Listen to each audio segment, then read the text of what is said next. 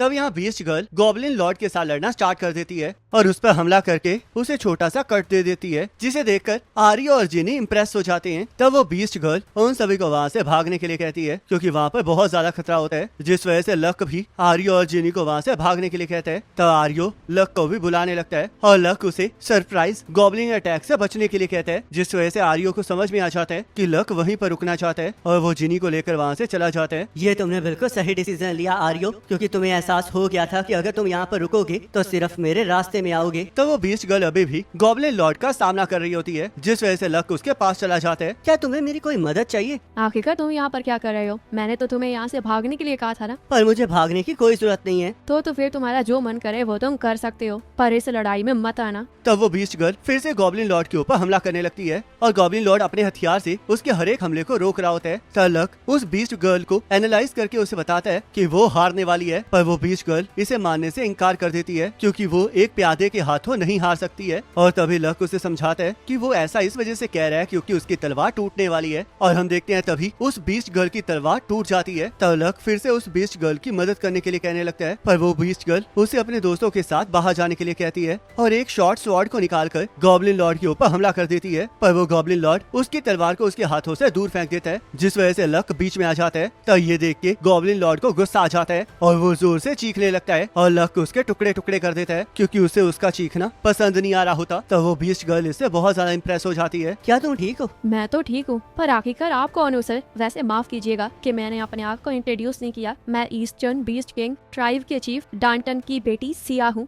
और मैं इस बात की बहुत ज्यादा शुक्रगुजार हूँ कि आपने मुझे इस मुसीबत से बचा लिया है। पर आखिरकार आप हो कौन? मैं तो एक एफ रैंक एडवेंचरर हूँ जो कि यहाँ से गुजर रहा था। आप बिल्कुल झूठ कह रहे हैं सर। अगर तुम्हें यकीन नहीं आ रहा तो तुम मेरा गिल्ड कार्ड चेक कर लो। हाँ तो सच में एफ रैंक है, पर एफ रैंक के पास ऐसी पावर होना तो एबनॉर्मल चीज है। ये एक लंबी बात है। तो आखिरकार तुम्हारा क्या रैंक है सिया? मेरा रैंक बी है, पर अब मुझे फील हो रहा है कि जब मैंने आपको पहले यहाँ से भागने के लिए कहा था तब मैं कितनी ज्यादा रूड बिहेव कर रही थी, तो इसलिए उसके लिए मुझे माफ कर दीजिए। तुमने वो सब कुछ इस वजह से किया था क्योंकि तुम्हें लगा कि मैं एक बिगिनर हूँ, तो इसलिए एक एडवेंचरर के लिए वो बिल्कुल सही डिसीजन था। तब लक सिया को अपना नाम लॉक बताता है और उसके साथ हाथ मिला के उससे पूछने लगता है कि आखिरकार उस केव की गहराई में है क्या, क्योंकि उसे लगता है कि वहाँ पर और भी खतरनाक चीज है। तो सिया ऐसे एक्ट करने लगती है जैसे कि वहाँ पर कुछ भी ना हो। पर तभी लक उसे याद दिलाता है कि जब वो गॉब्लिन लॉर्ड के साथ लड़ रही थी तो उसने गॉब्लिन लॉर्ड को प्यादा कहा था, जिसका मतलब वहाँ पर कोई ऐसा अपोनेंट है जो कि उससे भी ज्यादा ताकतवर है। तो सिया कुछ नहीं कह पा रही होती, जिस वजह से लक खुद ही चेक करने के लिए अंदर जाने लगता है। और वो ऐसा इस वजह से कर रहा होता है क्योंकि अगर वो उस अपोनेंट को नहीं मारेगा तो जो गाँव वाले गॉब्लिन से परेशान थे वो लोग सेफ नहीं रहेंगे, जिस वजह से वो उस अपोनेंट को हराना चाहता है। तो सिया उसे समझाने लगती है कि ये इतना भी आसान नहीं है क्योंकि उनका ओपोनेंट एक वैम्पायर लॉर्ड है। तो हमारा ओपोनेंट एक वैम्पायर लॉर्ड है और उनकी वाइटैलिटी बहुत ज्यादा हाई होती है और ऊपर से वो बैट्स और मिस्ट में ट्रांसफॉर्म भी हो जाते हैं, जिस वजह से ये ओपोनेंट सच में तंग करने वाला है। तो सिया, क्या तुम्हें नहीं लगता है कि इस ओपोनेंट को तुम हैंडल नहीं कर पाओगी? आखिरकार आपको ऐसा क्यों लग रहा है? क्योंकि तुम तो गॉब्लिन लॉर्ड को भी नहीं हरा पा रही थी। ये बात तो सच है, पर मैं यहाँ से वापस नहीं जा सकती हूँ। ऐसी बात है तो चलो फिर जरा ध्यान रखना कि कहीं हर्ट ना हो जाना। रुकिए जरा, क्या आप पूछेंगे नहीं कि इसके पीछे मेरा रीजन क्या है? क्या तुम चाहती हो कि मैं ये सवाल तुमसे पूछूं? बिल्कुल भी नहीं।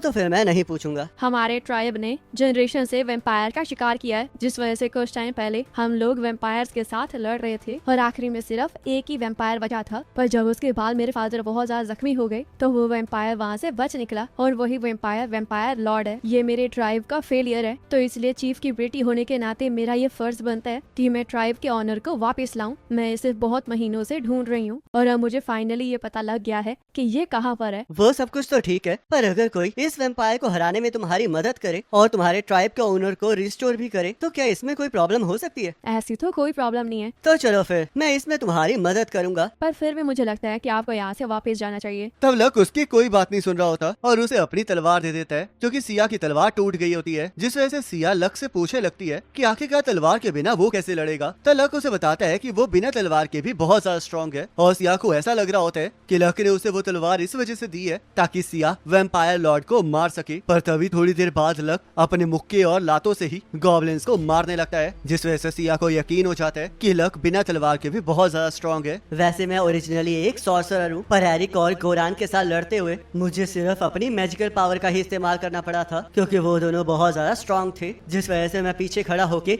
सिर्फ मैजिक फायर ही करता रहता था। पर जब मैं 10 साल डायमेंशनल ड्रिफ्ट में डीमंस और डीमन किंग के साथ लड़ता रहा तो मेरे मार्शल आर्ट्स भी बहुत ज्यादा इंप्रूव हो गए, जिस वजह से मैं और ज्यादा ताकतवर हो गया। तो लक और सिया उस रूम में चले जाते हैं जहाँ पर वैम्पायर लॉर्ड होता है और वैम्पायर लॉर्ड को उनके आने का एहसास हो जाता है। तो आखिरकार वो लिटिल पपी गर्ल मुझ तक पहुंच ही गई है, जो कि अपने से बड़े शिकार को मारना चाहती है। अपनी बकवास बंद रखो वैम्पायर लॉर्ड, क्योंकि तुम घिर चुके हो और मैं कसम खाती हूँ कि मैं तुम्हें अपने हाथों से खुद काटूंगी। क्या तुम मजाक कर रही हो? तुम्हारे तो डैड भी मुझे ज्यादा चोट नहीं पहुंचा पाए थे, तो क्या तुम्हें सच में लगता है कि तुम्हारी जैसी कमजोर सी पपी मुझे हरा पाएगी? तो चलो अब तैयार हो जाओ लड़की, क्योंकि जो भी मुझे मारने के बारे में सोचता है उसे सिर्फ रिग्रेट ही होता है। अब मुझे समझ में आ गया है, तो तुमने गॉब्लिन का इस्तेमाल इस वजह से किया है ताकि तुम एडवेंचरर्स को यहाँ पर ला सको। तब वैम्पायर लॉर्ड लक को इंटेलिजेंट कहने लगता है और उसे अपना सर्वेंट बनाना चाह रहा होता है, जिस वजह से वो सिया को बताता है कि चाहे उसका वैम्पायर चार्म उस पर काम नहीं करता है, पर वो एक ह्यूमन के ऊपर काम जरूर करेगा, जिस वजह से वो लक को अपना सर्वेंट बना सकता है। और हम देखते हैं वैम्पायर लॉर्ड लक के ऊपर अपने चार्म को इस्तेमाल करने लगता है। तब लक वैम्पायर लॉर्ड के कब्जे में आ जाता है और वैम्पायर लॉर्ड के हुक्म पर उसकी तरफ चला जाता है, जिस वजह से सिया को लक को वहाँ पर लाने का बहुत ज्यादा रिग्रेट होता है। और वैम्पायर लॉर्ड सिया से पूछने लगता है कि क्या वो उसके हाथों से मरेगी या फिर लक के। पर तभी हम देखते हैं लक वैम्पायर लॉर्ड को एक जोरदार मुक्का मारता है। रुको जरा, आखिरकार तुम्हारे ऊपर मेरे चार्म ने काम क्यों नहीं किया? वो इस वजह से क्योंकि मेंटर डिवॉप्स मुझ पर काम नहीं करते हैं। क्या तुम मजाक कर रहे हो? ऐसा कोई ह्यूमन नहीं है जिसके ऊपर मेरा चार्म काम ना करे। अगर ऐसी बात है तो आखिरकार तुम्हारे जैसा वैम्पायर लॉर्ड नीचे क्यों गिरा हुआ है? कहीं ये इस वजह से तो नहीं है कि असल में तुम एक लेसर वैम्पायर हो और ऐसे एक्ट करते हो कि जैसे कि तुम वैम्पायर लॉर्ड हो? आखिरकार तुम्हारी ये कहने की हिम्मत कैसे हुई? तब वैम्पायर लॉर्ड लक के ऊपर हमला कर देता है और लक उसे लात मारकर दूर फेंक देता है और फिर से उसे लेसर वैम्पायर कहने लगता है, जिस वजह से वैम्पायर लॉर्ड अपनी डार्क पावर से उसके ऊपर हमला कर देता है। पर लक हवा में उड़ के एक हाई लेवल मैजिक सर्कल को एक्टिवेट कर देता है और अपनी फुल स्पीड से वैम्पायर लॉर्ड की तरफ बढ़ के उसके ऊपर ड्रेन टच का इस्तेमाल करता है, जिस वजह से वो उससे उसकी लाइफ फोर्स को छीन लेता है। तब वैम्पायर लॉर्ड का बहुत बुरा हाल हो जाता है और वो लक से पूछने लगता है कि आखिरकार वो कौन है, जिस वजह से लक उसे बताता है कि वो तो बस एक मामूली सा एफ रैंक एडवेंचरर है। पर वैम्पायर लॉर्ड इस बात को बिल्कुल भी नहीं मान रहा होता और वहाँ से भागने की कोशिश करने लगता है ताकि वो बाद में उससे बदला ले सके। पर तभी सिया उसकी तरफ बढ़ के उसे तलवार की मदद से बीच में से काट देती है, जिस वजह से वैम्पायर लॉर्ड रीजनरेट भी नहीं कर पाता। तब सिया उस तलवार के लिए लक को थैंक यू कहती है और उस तलवार को चलाते हुए उसे ऐसा फील हो रहा होता है जैसे कि उस तलवार के अंदर कोई पावर हो। और लक एक्टिंग करने लगता है कि ऐसा कुछ भी नहीं है, क्योंकि वो उसे नहीं बताना चाह रहा होता कि वो डीमन किंग की तलवार है। तब सिया वैम्पायर लॉर्ड के एशिज में से एक चीज को ढूंढने लगती है और उसे वहाँ पर एक कॉइन मिलता है, जिसके बारे में लक पूछने लगता है। ये एक कर्स्ड कॉइन है जो कि स्पेशल वैम्पायर लॉर्ड्स की बॉडीज में से मिलता है। जब एक वैम्पायर लॉर्ड जिसके पास ये कर्स्ड कॉइन हो वो किसी को मारता है या फिर उसका खून चूसता है तो इस कॉइन के अंदर धीरे धीरे कर्स बढ़ता रहता है। पर मुझे नहीं लगता कि ऐसा कुछ 10 साल पहले था। क्या ये किसी नए तरह के वैम्पायर्स हैं? मुझे मारकर तुम लोगों को कोई फायदा नहीं मिलेगा, क्योंकि बहुत जल्द इन कर्स्ड क्वाइंस की पावर से डायमेंशनल रिफ्ट का पोर्टल फिर से खुलेगा और जब ये होगा तब बहुत से डीमंस इस दुनिया पर हमला कर देंगे और दूसरी डायमेंशन से हमारे डार्क गुड्स भी यहाँ पर आ जाएंगे। डायमेंशनल रिफ्ट वही जगह है जहाँ पर मैं पिछले 10 सालों से लड़ रहा था और मुझे और मेरे साथियों को भी नहीं पता था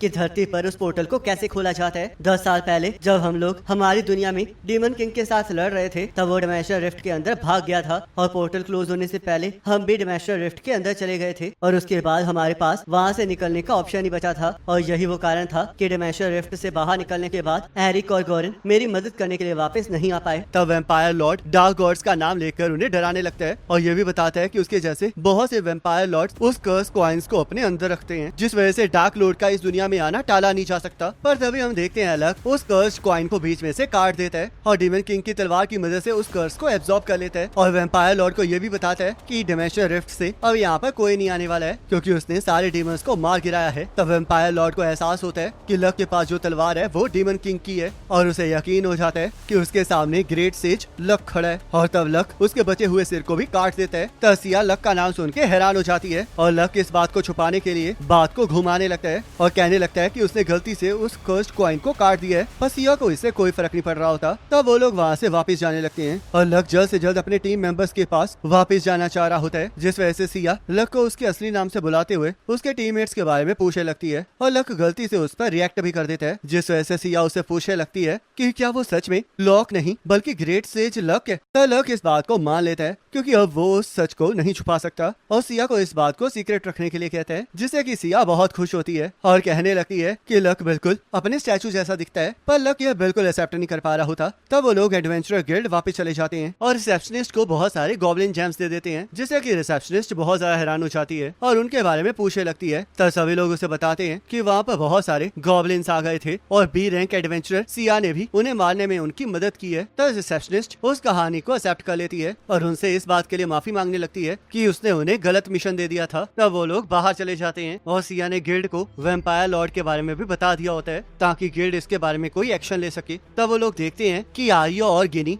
लक के स्टैचू के आगे प्रेयर कर रहे हैं और वो लक को भी ऐसा ही करने के लिए कहते हैं क्योंकि ग्रेट सेज लक ने उन सभी को प्रोटेक्ट किया होता है, जिसे सुनकर लक को शर्म आने लगती है और सिया ये देख के हंस रही होती है। तब आर्यो और गिनी वहाँ से चले जाते हैं और सिया लक को उसकी मदद करने के लिए थैंक यू कहती है, जिस वजह से लक उसे ऐसा कुछ भी करने से मना करता है और उसे वैम्पायर के बारे में हर इन्फॉर्मेशन को शेयर करने की रिक्वेस्ट करता है, जिसके लिए सिया मान जाती है और लक कहने लगता है कि उसे ये इन्फॉर्मेशन इस वजह से चाहिए ताकि कोई भी 10 साल के शांति भरे टाइम को खराब ना करे। तो सिया को लक इस टाइम बिल्कुल उसकी मूर्ति जैसा ही लग रहा होता है, जिस वजह से लक उसे ऐसा कहने से मना करता है। वैसे सर आप लॉर्ड मोर्टन से डायरेक्टली बात कर सकते हैं ना? Lord Morton? क्या तुम गोरान की बात कर रही हो? आप बिल्कुल सही समझे हैं, तो इसलिए मैं चाहती हूँ कि आप लॉर्ड मोर्टन से खुद इस बात की रिक्वेस्ट करें कि वो वैम्पायर लॉर्ड्स का पता लगाएं। पर तुमने तो इसके बारे में गिल्ड को बता दिया है ना? मैंने बता तो दिया है, पर वो गिल्ड मास्टर के इस बारे में बताने से पहले पूरी स्टोरी को वेरीफाई करेंगे, जिसमें बहुत ज्यादा टाइम भी लग सकता है। तो इसलिए आप कर्स क्वाइन था या आधा हिस्सा लेकर जा सकते हैं ताकि आप अपनी बात को प्रूव कर सके और मैं बाकी बचे हुए आधे हिस्से से ये प्रूव कर दूंगी कि वैम्पायर लॉर्ड मर चुका है, जिससे कि हमारे ट्राइब का ओनर वापस आ जाएगा। तो लक इसके लिए मान जाता है, जिससे कि सिया खुश हो जाती है और लक को वादा करती है कि वो विलेज में जाके उसके लिए वैम्पायर की इंफॉर्मेशन ले आएगी। तो लक भी पूरी स्पीड से गोरान के पास चला जाता है, जहाँ पर गोरान को लक की चिंता हो रही होती है क्योंकि वो 3 दिन से गायब होता है, जिस वजह से गोरान टेंट्रम शो कर रहा होता है और लक को लगने लगता है कि जैसे कि वो उसकी माँ हो। तो लक गोरान को उस कर्स कॉइन को देखकर वैम्पायर्स के बारे में सब कुछ बता देता है और साथ ही साथ डार्क गॉड्स के बारे में भी बता देता है, जिस वजह से गोरान एक स्पेशलाइज्ड एजेंसी को उस कर्स कॉइन को इन्वेस्टिगेट करने का जिम्मा देने के बारे में सोचने लगता है, जिस पर लक भी हामी भरता है। तो लक वहाँ से जाने लगता है और गोरान उसे रूकी एडवेंचरर्स को बचाने के लिए थैंक यू कहता है, जिस वजह से लक उसे चिंता करने से मना करता है और जैसे कमरे से बाहर निकलने लगता है वैसे वो लड़की बाहर खड़ी होती है जो कि पहले उसके ऊपर नजर रख रही थी और जैसे ही गोरान उस लड़की को इंट्रोड्यूस करने लगता है वैसे ही वो लड़की गुस्सा होकर वहाँ से चली जाती है और वो लक को बताता है कि वो गोरान की बेटी सैलिस है जो कि बहुत जल्द 15 साल की होने वाली है। तो क्या ये वही बेटी है जिसके बारे में तुम डायमेंशनल रिफ्ट में बात कर रहे थे? पर आखिरकार ये मुझे इग्नोर करके ऐसे क्यों गई है? क्या ये किसी बात से मुझसे नाराज है?